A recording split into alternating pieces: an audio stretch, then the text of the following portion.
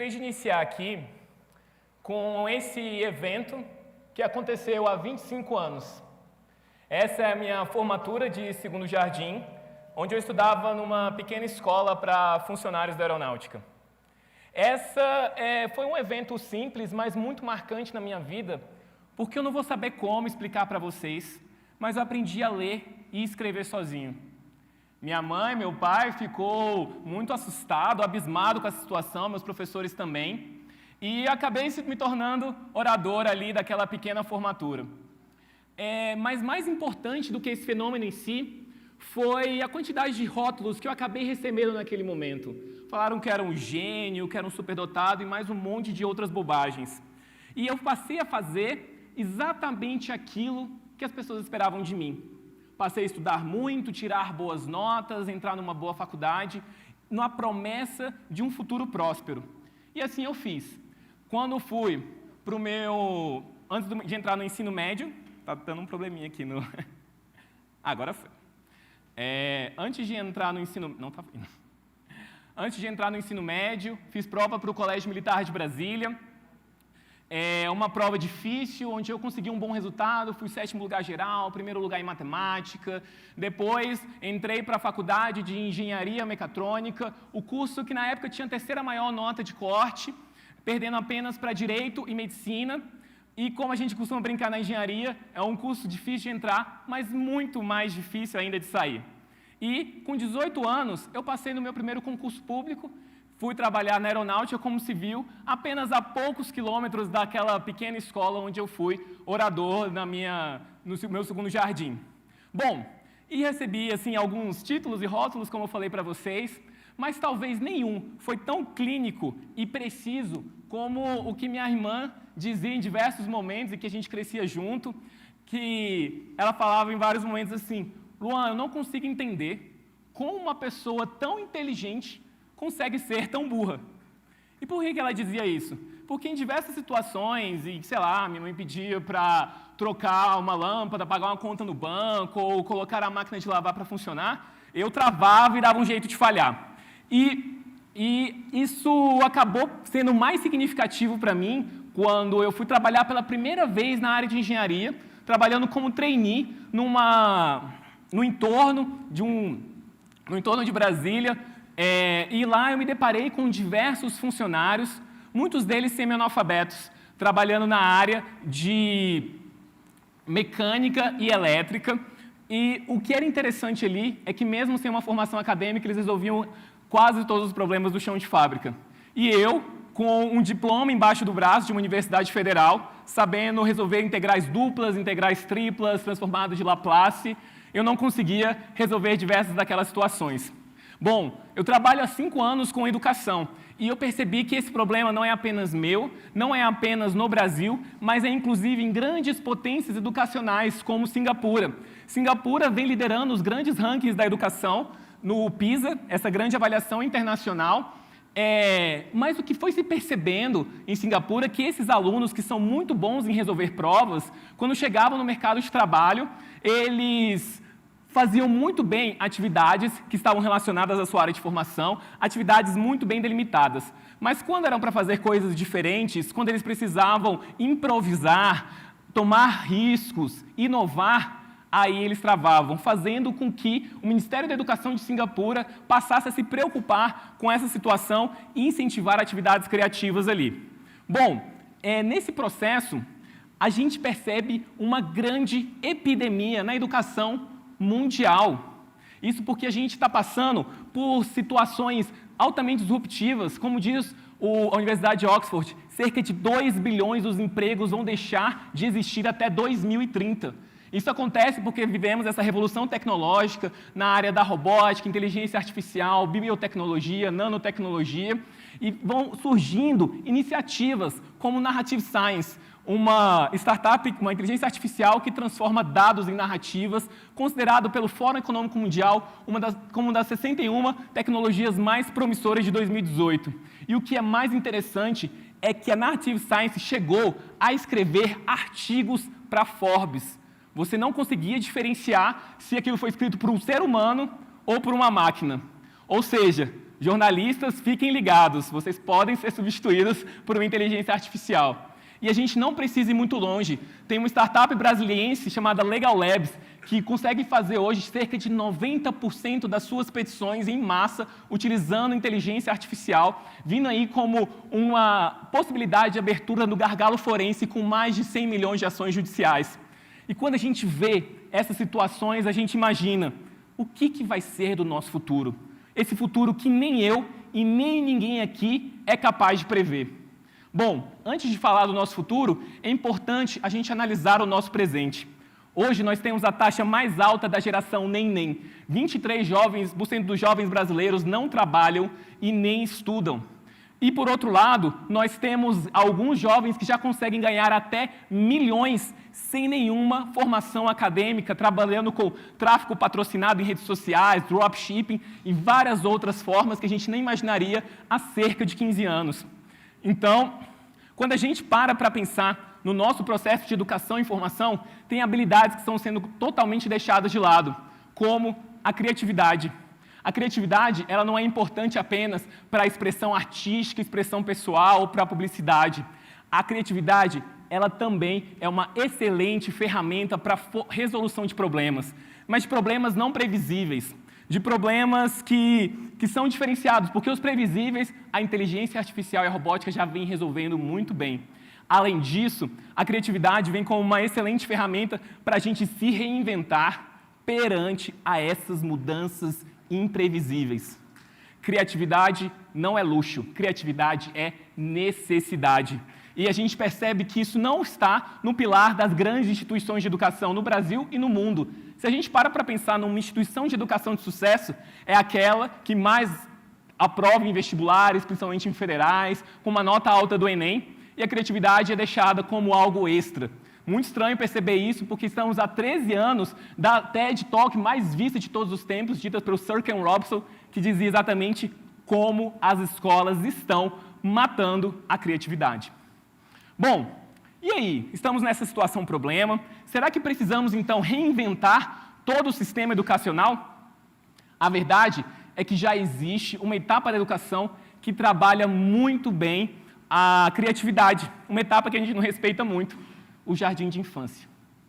Para e pensa numa sala do jardim de infância. De um lado, a gente vê crianças brincando com blocos de madeira, tentando construir o castelo mais alto possível.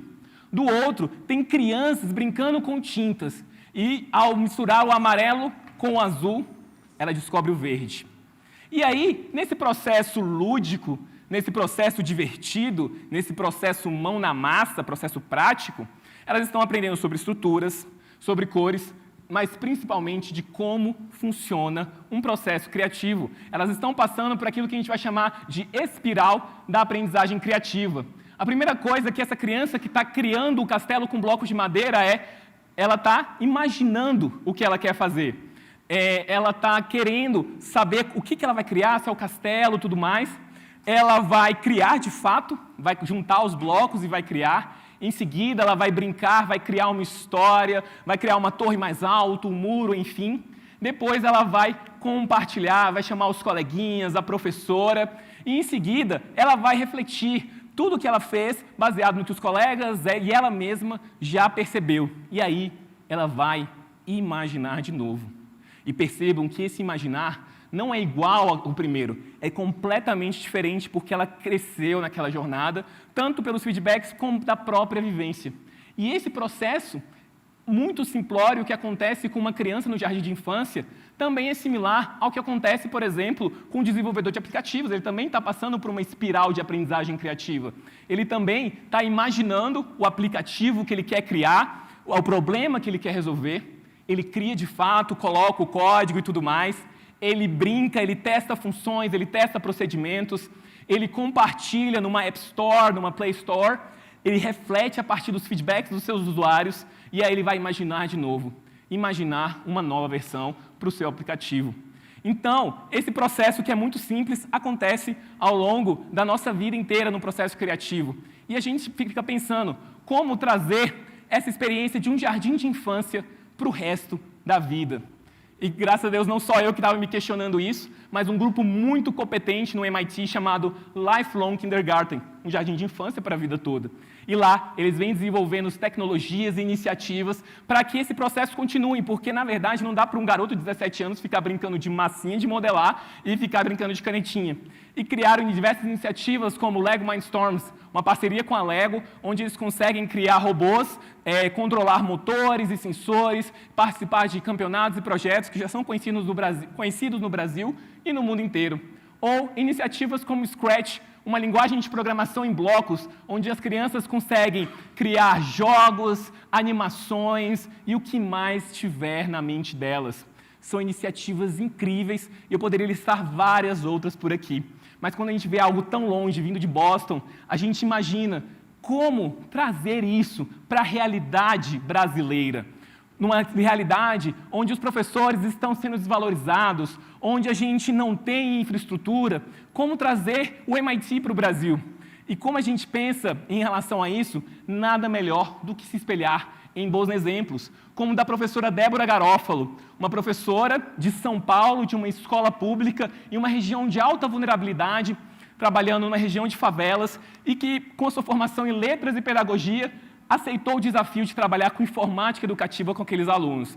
E, não tendo muito recurso, ela se apoiou em outro problema, o problema do lixo. Ela pegou no lixo, fez um processo de coleta seletiva com seus alunos na região para tanto dar um descarte correto, como também aproveitar esses materiais para trabalhar com robótica educacional. E os resultados foram incríveis. Ela teve cerca de uma queda de 93% da taxa de evasão escolar. 93% de queda na taxa de trabalho infantil. A UIDEB, que é essa grande avaliação das escolas públicas, subiu de 4,2 para 5,2 e ela coletou, junto com seus 1.000 alunos, 1 tonelada de lixo naquela região. A professora Débora faz um trabalho incrível e ela teve a honra de ser contemplada como uma das 10 melhores professoras do mundo em 2019, segundo o Global Teacher Prize, considerado o Nobel da Educação. Então, a gente vê histórias como essa e a gente se inspira. E o que seria interessante para o Brasil, para o nosso crescimento, seria como criar um exército de Déboras Garófalo, dezenas, centenas, milhares de professoras como essa para transformar a realidade dos nossos alunos. E essa tem sido a proposta do curso online que eu criei, Arduino do Bloco ao Código. O Arduino é uma ferramenta que permite você criar protótipos de robótica de cerca de 10 vezes mais baratas que os kits robótica educacional. E a gente vem capacitando professores de todas as regiões do país, trabalhando em áreas totalmente distintas, desde história, filosofia, artes, geografia, matemática, física, trabalhando na robótica, não por simples só pela robótica em si, mas em um processo de aprendizagem criativa. E tivemos a honra de contemplar diversos trabalhos, como o do professor Jesus, do interior do Paraná, que criou um protótipo de lixeira automatizada que consegue abrir sozinho com uma tampa de papelão. Ou então, trabalhos como o da professora Rúbia Rodrigues, de Santos, que criou um homem de lata, né, que pode interagir com as pessoas quando estiver aqui. Então, se puder repetir, por favor, inclusive.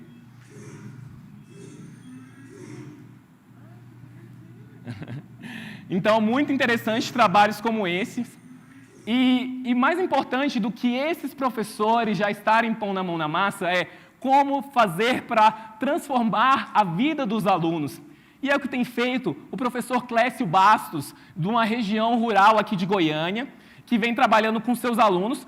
Clécio é professor de língua portuguesa e ele está aliando trabalhos de robótica e programação para trabalhar produção de textos e criação de narrativas. E isso é um trabalho incrível que vem acontecendo há menos de um ano, e ainda assim ele já consegue coletar dados incríveis, como aumento de 30% da nota dos alunos nessas provas. A gente vê, enfim, várias notícias na nossa mídia, notícias ruins, notícias que nos colocam para baixo, e é muito fácil a gente se desanimar, né, por tudo que está acontecendo. E assim como o professor Mitchell Resnick, né, do grupo do Lifelong Kindergarten, no MIT, eu também me considero um pessimista de curto prazo. É muito difícil a gente perceber soluções acontecendo agora. Parece que a educação está totalmente voltada para um estado que não vai dar muito certo, que não está preparando os alunos e que é um caos, né? A verdadeira balbúrdia. Isso é a verdadeira balbúrdia. Mas também, deste lado, eu posso dizer que eu sou um otimista de longo prazo. A gente pode trazer uma educação mais divertida, mais prática, mais prazerosa para o aluno e para o professor, mas, acima de tudo, mais significativa, que preparem eles para os desafios do século XXI. E, nesse ponto, eu gosto de comparar com uma situação da África. A África, ela não teve infraestrutura de telefonia fixa, como a gente teve em parte do Brasil, nos Estados Unidos, na Europa, enfim. E, em 2000, eles tinham apenas 2% de telefonia móvel, dos cidadãos com telefonia móvel. Mas esse número aumentou para 28% em 2009, chegando a 70% em 2013. O que aconteceu na África foi um salto tecnológico. Ela não precisou passar por todas as situações de infraestrutura que a gente precisou passar. Ela simplesmente começou já a trabalhar direto com a telefonia móvel.